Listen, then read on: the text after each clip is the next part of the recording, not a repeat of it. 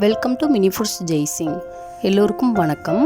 இன்றைக்கி ரோட்டு கடையில் கிடைக்கிற மாதிரி நல்லா மொறுன்னு நல்ல காரசாரமான காலிஃப்ளவர் 65 நம்ம வீட்டிலே எப்படி செய்கிறது அப்படின்னு தாங்க பார்க்க போகிறோம். இந்த 65 பண்ணுறதுக்கு 300 கிராம் அளவுக்கு காலிஃப்ளவர் வந்துட்டு இதே போல் மீடியம் சைஸ் பீசஸாக கட் பண்ணி வச்சுருக்கிறேன்.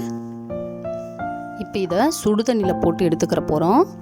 அப்போ தான் இதில் இருக்கிற அந்த சின்ன சின்ன பூச்சி எல்லாம் போயிடும். இப்போ ஒரு பாத்திரத்தில் 4 கப் அளவுக்கு தண்ணி வச்சுருக்கிறேன். தண்ணியில் நம்ம இப்போ கட் பண்ணி வச்சுருக்கிற காலிஃப்ளவர் எல்லாத்தையுமே போட்டுடலாம். இது ரொம்ப நேரம் வேக விடலாம் கூடாதுங்க. ஜஸ்ட் இந்த தண்ணியில் போட்டதுக்கப்புறம் அந்த தண்ணி கொதிக்க ஆரம்பித்தாலே போதும். இப்போ இதில் கொஞ்சமாக உப்பு வந்துட்டு சேர்த்துக்கரலாம். இது போல் கலந்து விட்டுறலாங்க.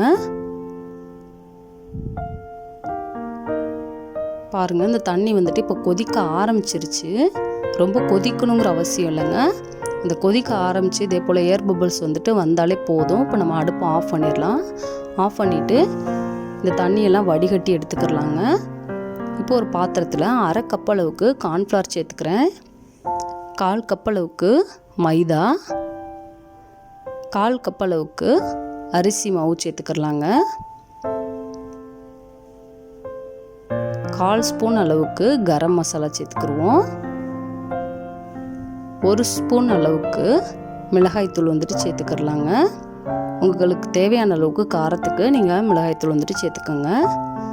தேவையான அளவு உப்பு சேர்த்துக்கிடுவோம். கொஞ்சமாக ஃபுட் கலர் வந்துட்டு ஆட் பண்ணிக்கிறலாம். இது ஆப்ஷனல் தான், நீங்கள் தேவைன்னா ஆட் பண்ணிக்கோங்க, இல்லாட்டினா விட்டுருங்க. 2 ஸ்பூன் அளவுக்கு இஞ்சி பூண்டு விழுது வந்துட்டு ஆட் பண்ணிக்கலாம். 1 ஸ்பூன் அளவுக்கு லெமன் ஜூஸ் வந்துட்டு சேர்த்துக்கிறலாங்க. இப்போ இது எல்லாத்தையுமே நல்லா கலந்து விட்டுறலாம்.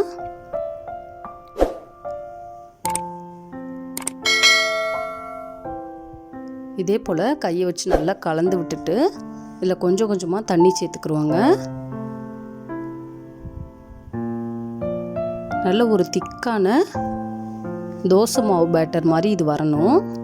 ரொம்ப தண்ணி ஆகிடக்கூடாது. பாருங்கள், இந்த அளவுக்கு வந்துட்டு இந்த மாவோட பதம் இருக்கிற மாதிரி பார்த்துக்கோங்க. இந்த அளவுக்கு பதம் இருந்தால் நல்லா சரியாக இருக்கும். இப்போ இதில் நம்ம வேக வச்சு வடிகட்டி வச்சுருக்கிற இந்த காலிஃப்ளவர் வந்துட்டு சேர்த்துடலாம். ரொம்ப நேரம் வேக வைக்கக்கூடாதுங்க. ஜஸ்ட் அந்த சுடுதண்ணி கொதிக்க ஆரம்பிச்சதுமே அடுப்பு ஆஃப் பண்ணிடணும். இப்போ இது நல்லா கலந்து விட்டுறலாம். இந்த காலிஃப்ளவரோட எல்லா பாகத்துலேயுமே இந்த மசாலா படுற மாதிரி நல்லா கலந்து விட்டுறலாங்க. இது போல் நல்லா கையை வச்சு கலந்து விட்டுட்டு இது வந்துட்டு 1 மணி நேரத்துலேருந்து 2 மணி நேரம் வரைக்கும் அப்படியே ஊற விட்டுறணுங்க. குறைஞ்சபட்சம் ஒரு 1/2 மணி நேரமாவது ஊற விட்டுருங்க. இதை ஒரு மூடி போட்டு தனியாக அப்படியே வச்சிடலாம். இப்போ 1 மணி நேரம் நான் ஊற விட்டுட்டேன். இப்போ அடுப்பில் எண்ணெய் வச்சு சூடானதுக்கப்புறமா இந்த காலிஃப்ளவர் வந்துட்டு ஒன்று ஒன்றா இதில் எடுத்து போட்டுடலாங்க. அடுப்பை வந்துட்டு மிதமான தீயில் வச்சுக்கோங்க.